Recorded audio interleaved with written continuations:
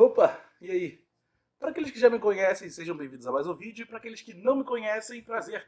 Tomem Versetter desse legal. Antes de eu começar esse vídeo, que é o vídeo que eu vou falar sobre a premiação dos jogos e o Oscar, eu queria lembrar de um simples vídeo que eu fiz lá em 2020, em que eu falei a seguinte coisa.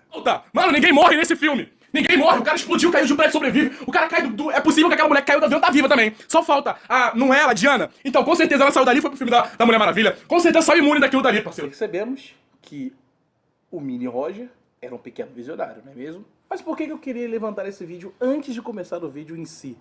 Simples. Porque eu continuo sendo um visionário. Bom, antes de falar dessa parte, vamos para a introdução do vídeo, né? Vamos por partes. Lá no começo não, no final do ano de 2024, eu tinha dito a seguinte coisa: vou fazer um vídeo sobre o Oscar e blá blá blá, os filmes que eu assisti. E como todos nós sabemos, eu não fiz porra nenhuma no canal durante esse tempo e tô voltando agora pro YouTube, certo? Correto. Então, eu agora vou aproveitar que está no final do ano, está novamente chegando o Oscar e que esse ano eu assisti muitos filmes e muitos deles foram no cinema. E eu, como eu tô voltando pro canal, eu vou gravar um vídeo sobre os filmes que eu assisti esse ano. Mas também vou falar sobre a premiação dos jogos. Eu vou estar passando rapidamente sobre o TGA e logo depois eu vou estar falando sobre o Oscar. Vou estar dando a minha opinião sobre os filmes que eu assisti e também a minha previsão pro Oscar de 2026. Vamos partir para a parte que eu queria falar, que fez esse vídeo existir, que é Clair Obscur Expedition 33. Eu nunca acerto a pronúncia desse jogo, por incrível que pareça, e eu falei o nome desse jogo completo mais de 40 vezes. Falando assim parece pouco, mas porra, foram 40 vezes que eu falei esse nome completo. Pra quem tá assistindo esse vídeo e vê meus status ou meus stories do Instagram, não tem nenhuma dúvida do que eu vou falar aqui, né? Clair Obscur Expedition 33 é cinema total. E eu falei durante o ano inteiro que se essa porra de jogo não ganhasse, eu iria ficar extremamente puto. E eu fiquei extremamente feliz quando o jogo ganhou 11 indicações. E eu falei, ele vai levar boa parte das indicações. E uma delas vai ser o GOT. Não tem jeito. E, olha só, parece que o Visionário acertou novamente, não é mesmo? Ele levou 9 de 11 indicações. Eu acho que eu sou uma pessoa que quando aposta pra vencer, não é mesmo? Essa é a diferença de quando a gente pega uma arte. Porque, querendo ou não, jogos são arte, filmes são arte, músicas são arte. Mas a gente pega essas obras de arte e a gente faz elas com amor, com carinho, com respeito para quem vai apreciá-las, né? E não a gente faz pensando em dinheiro. É isso que acontece. Entendeu, Ubisoft? É assim que funciona. Você faz um jogo com amor, você recebe amor dos seus fãs. Você faz um jogo pensando em microtransação. Eu não vou me aprofundar na narrativa do jogo porque simplesmente eu não tenho capacidade de explicar a grandiosidade desse jogo. Eu só consigo contemplar. As músicas são perfeitas, a ambientação do jogo é perfeita, a coreografia das lutas é tudo. Cara, esse jogo é literalmente a perfeição jogável. Se vocês querem saber mais sobre o jogo, eu recomendo que não busquem vídeos sobre. Jogue. É uma experiência completamente única. Ah, mas é um RPG de turno. Meu irmão, joga. Nem que seja por uma horinha. Só pra você ver se você gosta ou não. O jogo, ele é bom, ele vale a pena, sabe? Se realmente não te comprar, você é um acéfalo e você tem que jogar seu cérebro fora. Porque a história é totalmente cativante. E pra mim, então, me pegou no detalhe que, porra, o jogo fala sobre luto. Não vou dar spoiler, tá? Mas o jogo fala sobre luto, fala sobre perdas, fala sobre você seguir a vida ou não, sabe? Você se apegar à perda que você teve. E pra mim é um ponto que é o meu ponto fraco, por causa do que eu passei, do meu luto, dos meus lutos, no caso, que são até recentes. Eu tô totalmente curado, vivo minha vida, porém, sabe, a gente nunca esquece, a gente sempre tem aquela saudade. Se tivesse a oportunidade de ver os nossos entes queridos de novo, a gente veria. Então, querendo ou não, você vive sua vida, mas não deixa pra lá. E o jogo toca justamente nesse detalhe. Então, quando eu percebi o que estava acontecendo, e isso tudo no meio de uma luta com uma música épica de fundo, eu só consegui largar o controle e sentir o jogo bater no meu peito. E eu ficava assim, ó, cara, que tá acontecendo? Eu não tô jogando isso, não é possível que isso exista. É uma sensação incrível. E nenhuma obra de arte, repito, nenhuma obra de arte fez o que Clair Obscur Expedition 33 fez comigo. Nenhuma. Nenhum filme, nenhuma música. Só esse jogo fez isso. Tirando o Clair Obscur, eu não quero mais falar sobre nada do TGA, porque senão eu vou acabar ficando com raiva. Principalmente se eu for falar sobre a melhor adaptação de videogame, né? Eu disse que não ia falar, mas pelo amor de Deus. Eu votei em The Last of Us 2, mas eu queria não ter votado em nada, porque pra mim nada daquilo ali merecia ganhar. Agora vamos entrar na parte do Oscar. E eu queria deixar claro que eu aqui não estou dando nada apenas do que é minha opinião, beleza? Eu vou dar minha baseão no que eu entendo. Eu entendo muito, muito mais do que uma pessoa leiga, por exemplo, mas não é algo tipo, caralho, o Rod sabe pra caralho. Não, eu sei, mas não tudo, entendeu? Então vai ser mais baseado na minha opinião mesmo. Se você quiser ler minha opinião como caramba, o cara tem razão, beleza, você vai ver a minha opinião assim. Mas não leve como voz final, tá? Você pode simplesmente pegar e ter outra visão. Isso é totalmente aceitável. Eu vou falar sobre 9 filmes e pra não enrolar tanto, eu vou começar com o melhor deles, que é Pecadores. Cara, Pecadores foi um filme que no trailer, passando na televisão, tipo, totalmente despretensioso lá, passou o trailer, eu vi e falei, esse filme vai ser bom. Um dos motivos foi porque o filme tinha bastante gente negra. E pode não parecer, por mais que as pessoas levem em consideração as minhas brincadeiras e opiniões no dia a dia, mas os filmes que eu mais gosto são filmes com temáticas negras. Filmes de representatividade cultural. São coisas que eu gosto. Não parece? Tu vê a pessoa toda bobona assim, faz humor negro, ofende 300 minorias por dia, mas o que eu gosto é isso aí, entende? Eu gosto de ver negros e minorias sendo bem representados, ainda mais quando é uma representatividade foda.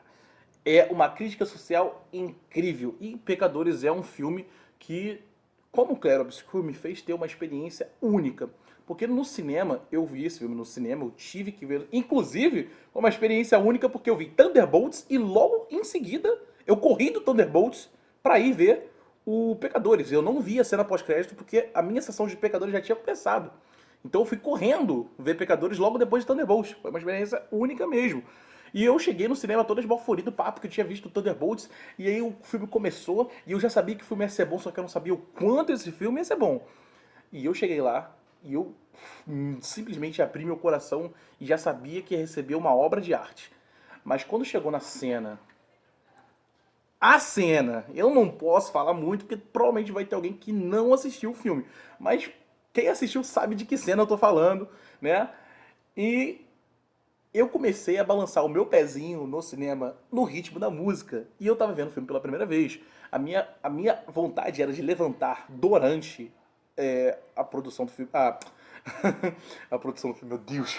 Viu como é que eu fico eufórico falando sobre essa cena? A minha vontade era de levantar enquanto o filme estava rolando no cinema mesmo e dançar ali mesmo. Porque aquilo, sei lá, era como se a gente fizesse parte do show também. Como se a gente estivesse sendo invocado também para aquela cena. E isso é incrível, porque somente um diretor genial poderia fazer um negócio desse. E, cara, toda vez que esse diretor trabalha com o Michael B. Jordan, eu sei que vai ser filmaço. E, obviamente, já vou falar minhas previsões aqui, tá? Melhor ator e melhor diretor tem que ser sobre esse filme, tá? Michael B. Jordan merece o prêmio de melhor ator, porque o que ele entregou nesse filme, cara, você olha e você fala, são duas pessoas diferentes. Ele interpretando os gêmeos, são duas pessoas diferentes em tudo. Personalidade, modo de falar, modo de agir, modo de se mexer, tudo. São duas pessoas diferentes. Ele merece o Oscar por isso. Se qualquer outra pessoa ganhar, que seja pelo menos o Robert Pattinson, no Mickey 17, porque ele também faz a mesma coisa. Também são duas pessoas. Ele interpreta dois personagens e se for pra ganhar, que seja para ele. Porque se for perder, no caso, seja pra ele. Porque no caso, eu não vejo nem masculino, tá? Se não for o The Rock também tem o The Rock. Também tem o Eu não assisti, mas disseram que a atuação dele está incrível, foi a melhor atuação que ele fez na carreira toda dele. Então, se for perder, que seja pra esses dois, The Rock e o Robert Pattinson. Melhor ator, Michael B. Jordan. Melhor diretor, Ryan Coogler. Não aceito. E, obviamente, Pecadores também tem que levar por trilha sonora. E melhor direção, já falei, né? Melhor fotografia. Dada a minha opinião sobre Pecadores e minhas 4 previsões, vamos falar sobre Superman, que foi pra mim uma novidade, porque, primeiro, eu não sou Snyderzete, sempre fui fã do universo do Snyder. Eu assisti o Snyder Cut totalmente despretensioso e preferi aquela versão porque realmente é muito melhor do que a versão que foi pro cinema, mas eu sou fã dos quadrinhos. Então, se fosse para ter uma representação de um super-herói que eu gosto, que seja fiel aos quadrinhos ou às animações. E independente de qualquer coisa que as pessoas falem, esse Superman é totalmente fiel às animações e os quadrinhos. O que acontece é que essa fama de heróis, anti-heróis no caso, né? Heróis com aquela questões morais, se a gente mata ou não mata, serem mais dark, serem mais realistas, acabou deturpando o real significado de certos personagens. Tem certos personagens que é pra soar ridículo mesmo, não é pra fazer sentido, até porque é um filme de super-herói. Não tem sentido nenhum. Alguns voam, outros, por deformidade genética, têm poderes. Porra, um cara foi picado por uma aranha e ganhou poderes, porra. É pra fazer sentido um bagulho desse? Não é. Você não tem que esperar realismo e dilemas morais muito avançados e complexos num bagulho desse, sabe? Se você quer isso, vai assistir um filme de drama, porra. Se você tá assistindo um filme de super-herói, você tem que assistir um filme de super-herói.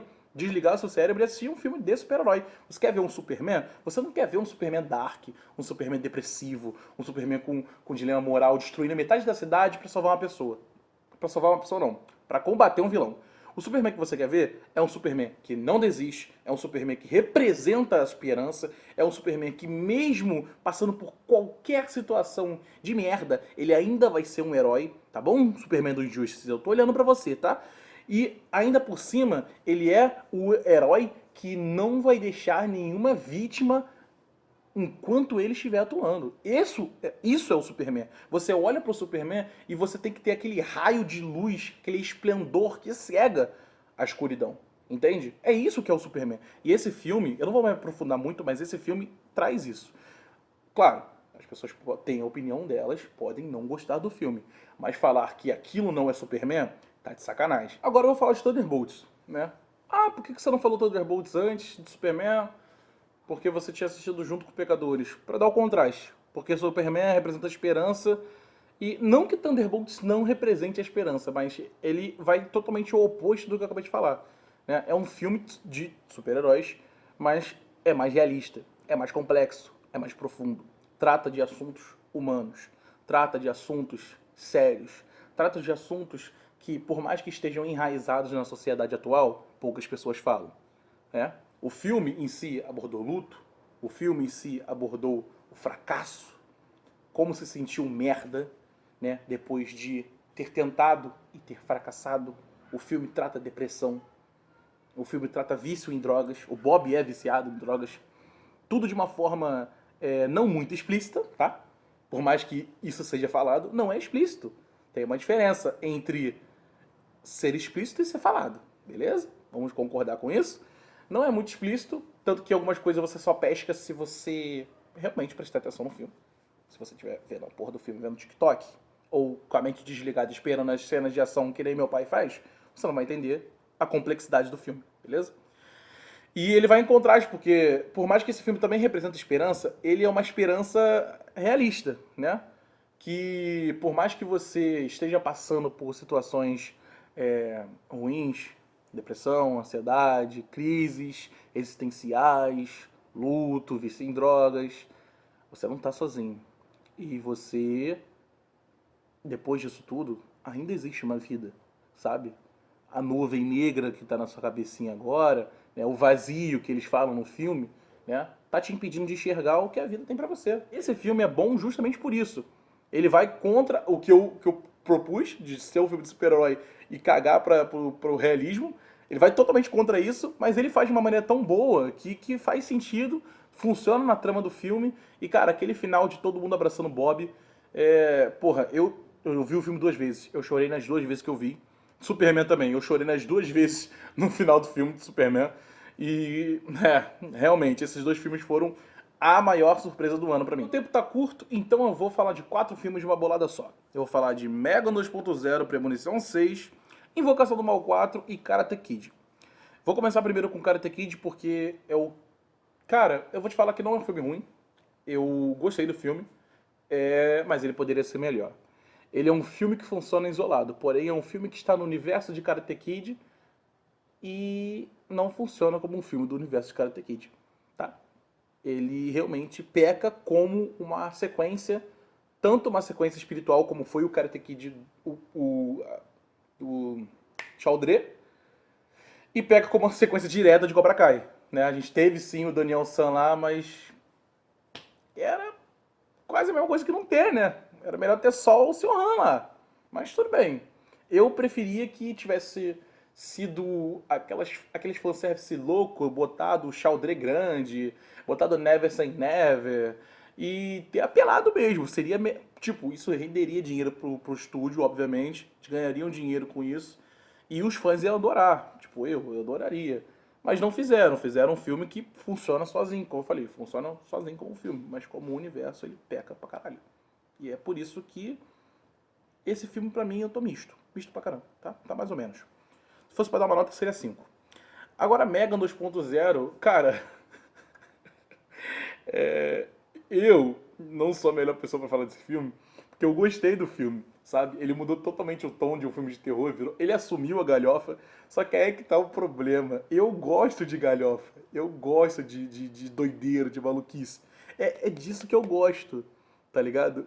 Disso que eu gosto. Então, quando tem filmes que abraçam a tosquice e simplesmente são o que são, eu gosto. É maneiro. Eu me amarro em filmes assim. Então, porra, uma robô assassina lutando contra outra robô assassina. Mano, caralho! Mano, não preciso mais falar mais nada. Vamos falar de Invocação do Mal 4, porque esse filme é uma merda, tá? Peca pra caramba como filme de terror, porque eu não tomei susto em momento nenhum. A minha sessão do cinema tava parecendo um teatro, tava todo mundo rindo, tava todo mundo conversando, inclusive eu estava rindo pra caramba de tão aterrorizante que tava o filme.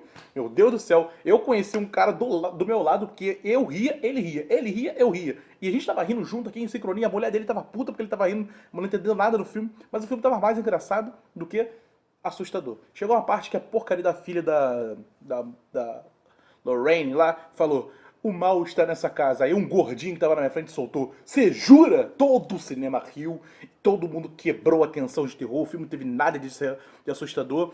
E eu chorei no final do filme, porque aquela cena deles casando e o finalzinho aparecendo todos os personagens do universo de Invocação do Mal, e o finalzinho falando que a Lorraine cuidou do Ed até mesmo durante sua morte, até o momento da sua morte, me emocionou, me chocou. Querendo ou não, emocional me quebra, tá? Eu chorei no filme e eu gostei da cena de transição, mas não significa que o filme funciona como um filme de terror, tá? O filme é uma merda e vamos partir...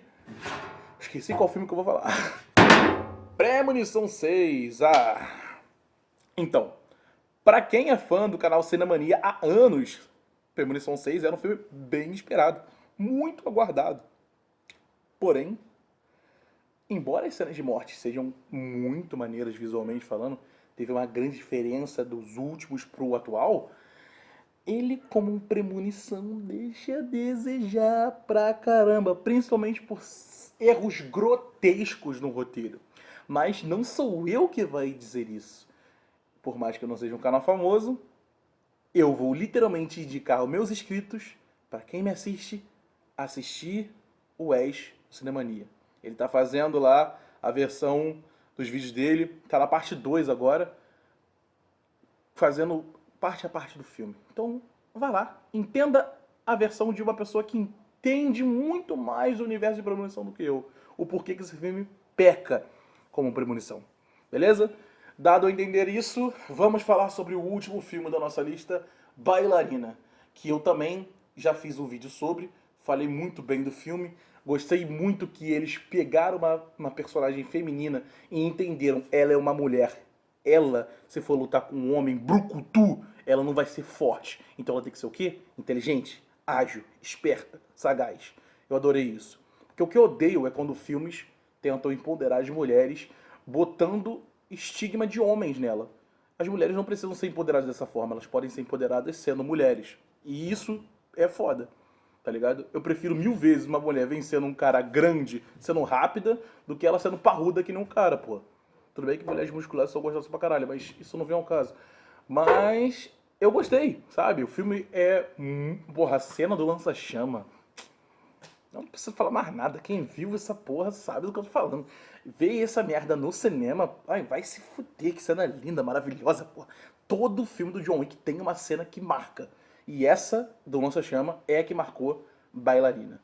E se tiver uma continuação, porra, pode ter certeza que eu estarei lá, até porque qualquer filme que a Ana de Armas apareça, eu vou estar vendo. Bom, é isso então o vídeo ficou um pouco mais longo do que eu estava esperando, porém eu poderia deixar esse vídeo mais longo ainda. Mas eu assisti poucos filmes esse ano no cinema, né? Eu poderia falar também das séries que eu assisti, poderia ter falado dos filmes de streaming que eu assisti, mas não, eu vou falar somente aqueles filmes que eu vi no cinema, que eu curti a experiência, filmes de lançamento mesmo, tirando o Mickey 17 que eu vi em casa, mas eu sei que Mickey 17 lançou esse ano, então eu falei dele aqui. Mas o resto... eu não falei de Mickey 17, verdade. Eu cometi um erro terrível e eu pulei um dos filmes. Porém, como a gente ainda tá no prazo, vamos lá. Mickey 17. Vou te falar, eu só assisti esse filme, não foi por causa de trailer, não foi por causa de nada. Eu assisti esse filme só por causa do Robert Pattinson mesmo, tá? Atualmente ele tem me impressionado muito como ator. E eu fui assistir esse filme só por causa dele e eu me amarrei, sabe? Me amarrei, adorei. Eu encontrei aquela atriz do Pisque Duas Vezes, porra, a atuação dela é ótima. Ela teve umas cenas no final do filme dela, porra, a personagem dela tem destaque pra caralho, né? E ela teve uma cena no final do filme, porra, atuação linda, maravilhosa. E ela também, porra, uma mulher muito bonita. Mas o que mais chamou a atenção nesse filme foi o que eu já tinha falado na parte dos irmãos gêmeos, que é a atuação duas pessoas em uma só, tá ligado? Isso me surpreendeu bastante. E é um filme que tem um conceito maneiro, visualmente ele é maneiro e também é uma crítica social. E eu adoro filmes que têm crítica social. Até mesmo os filmes que criticam, vamos supor, eu tenho um lado político, os filmes que criticam o meu lado político. Eu tenho uma religião, os filmes que criticam a minha religião. Por quê? Porque, como eu falei, quando a crítica é boa e quando vale a pena assistir, é bom, foda-se. Ah, mas tá te ofendendo. Não, não tá me ofendendo. Quando a crítica é boa, é válida, acabou. Quando é só simplesmente parece que o roteirista ou o autor da obra, o diretor, o ator quer despejar o seu ódio, o seu preconceito para tal lado político ou tal religião, aí não é legal. Agora, quando ele tá proposto a fazer uma crítica construtiva sobre aquilo, aí é maneiro, saca? Então, tipo assim, é um filme... caralho. É um filme que tem uma crítica muito boa, né? Ao conservadorismo, ao Trump, literalmente ao Trump. Não tem nada a ver com o Trump, tá? Só pra deixar bem claro, é porque eu falei que era meu lado político, mas eu não quero dizer que eu tenho alguma coisa a ver com o Trump não, tá? Beleza? Não me coloquem a ver com ele. Então, vale a pena você assistir, não só por isso, mas também porque é um filme que te prende, te deixa, tipo, caralho, o cara morre, renasce, que maneiro, tá ligado? O cara é totalmente descartável. Me lembra até um pouquinho Franz Kafka, tá ligado? Aquela questão, tipo, de você ser útil e deixar de ser útil. Ele é basicamente isso. Ele só serve pra ser um experimento vivo e depois que ele perde a utilidade dele, cria um outro dele. E essa premissa do filme é incrivelmente maneira. Agora sim, eu falei todos os filmes, não esqueci de nenhum. Vou encurtar a finalização do vídeo porque eu já fiz a merda de esquecer do filme. Então vamos lá. Se você assistiu até aqui, eu peço que se inscrevam, deixem um like. Futuramente eu vou fazer um vídeo sobre os filmes que eu mais gostei na minha vida inteira. E alguns dos filmes que citei aqui estarão na lista.